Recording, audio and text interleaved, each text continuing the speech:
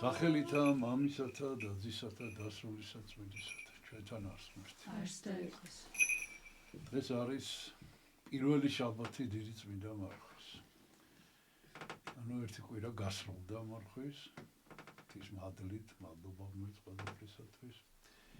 და ხვალ დიდ მარხვის პირველ კვირას საკითხული იქნება სახარება, სადაც იესო მოუწოდებს თავის მოწაფეებს, რომ მასთან ერთად იღვაწონ მოწაფეებმა. და დღეს წავიკითხეთ სახარებიდან ადგილი, სწორედ აი ამის შესახებ, თუ როგორ მიდიოდა იესო თავის მოწაფეებთან ერთად, რომელთაც დიდი ხანი არ ქონდათ საჭმელი ნაჭამი, შივრები იყვნენ და ყანაში თავთავების მოტეხვა დაიწყეს და გამორჩეოდა იმის ღეჭვა, ცოცხალი თავთავის. რაც არის საკვებ პროდუქტი, თვითონ მარცვალე, პურის მარცვალე, მითუმეტეს თუ ახალია, იღეჭება და იჭმება და ადამიანს შიმშილს უკლავს. და ამაზე ფარისეულებმა ატეხეს ერთი ამბავი, რომ რას ქვია შაბათს რატო შრომობთ და შაბათს რატო მის მაგივრად რომ შაბათს უფალს შეწიროთ, თქვენ შრომას აღაცნობთ. ეს ახლა ცნობილი თემა არის სახარებაში და პასუხი ამაზე ერთია, რომ შაბათი შეიქმნა ადამიანისათვის და არა ადამიანი შაბათისათვის და დღევანდელ სახარებაში ამ შესახებ არის საუბარი, მაგრამ მე მინდა სხვა საგანზე გავა מחვილო ყურადღება. ახლა ლაპარაკია იმაზე, რომ იესომ წაიყვანა თავის მოწაფეები და მათთან ერთად დადიოდა. იესო დადიოდა თავის მოწაფეებთან ერთად ისრაელში და ქადაგებდა. და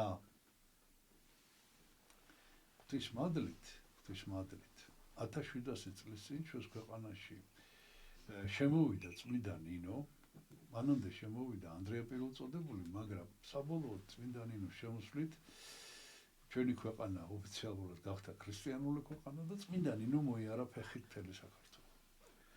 და ჩვენი პატრიარქის უწმინდესი და უნეტარესი ილია მეორის ლოცვა-კურთხევით ჩვენს ქვეყანაში განახლდა ეს ტრადიცია ქალაქ-ქალაქ და სოფელ-სოფელ ფეხით სიარულს.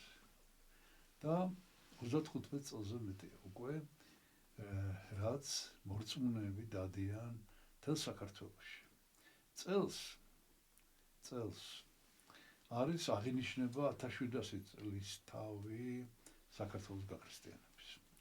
და წელს კიდევ ერთხელ მოეწყობა ეს მოგზაურობა და მინდა გითხრათ, რომ რა თქმა უნდა ეს ახლა ჩვეულებრივი ადამიანების სვლელობა, სხვა იყო იესოსი და მოციქულების სვლა, მაგრამ მიუხედავად ამისა,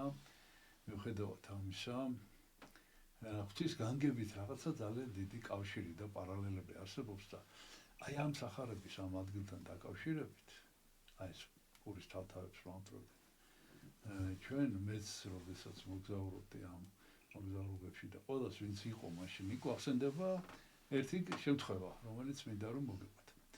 ეს იყო ახალციხესთან ახლოს ერთ-ერთ სოფელში, როდესაც ჩვენ ჩავატარეთ ნათლობა და წარმოიდგინეთ ესე იგი წირვა, შემდეგ იქ დინარე ახლოს არ იყო იმ სოფელში, ეს არის სოფელი ურაველი და შემდეგ ესე იგი ჩავედით დინარის პირას. შივრები თან მაინდა-მაინც წინა დღეებშიც მაინდა-მაინც არ ვიყავით დანაყრებული და აი ამ გვიან დამთავრდა ეს ნათლობა, ბევრი ხალხი მოინათლა და რა თქმა უნდა იყო ტრაპეზი გაშლილი წირვის შემდეგ, მაგრამ სანამ იქ ამოვედით, გამოვიარეთ, მოკლედ ძალიან მშიოდა და გამოვიარეთ ყანაში, რომელიც უკვე დამწიფებული იყო ეს თავთავები. და ვიღაცას უბრალოდ ვიღაცა მიცოდა, მე მაგალითად არ ვიცოდი რომ ესე მომითავთავის ჭამა შეიძლება და შევესიეთ მოკლედ ამ ყანას, დავიწყეთ ამ თავთავების მტრევა და გავარჩიეთ დავიწყეთ ღეჭვა ამ უმითავთავების და იქ ატყდა ერთი ამბავი. ვიღაც კაცი გადმოდგა სერზე და დააგვიწყო ყვირილი. რა შვებით, ნუ გამინადგურეთ ყანა, ხე რამდენი 20 ადამიანი ნაკლები ვიყავით. შეიძლება ცოტა მეტი, რა უნდა მოგვეტეხა ხა ეს იმდენი ხა, მაგრამ აი ზუსტად გამეორდა სახარების ეს ადგილი, რომ რატო აკეთებთ ამას, რატო ჭამთ.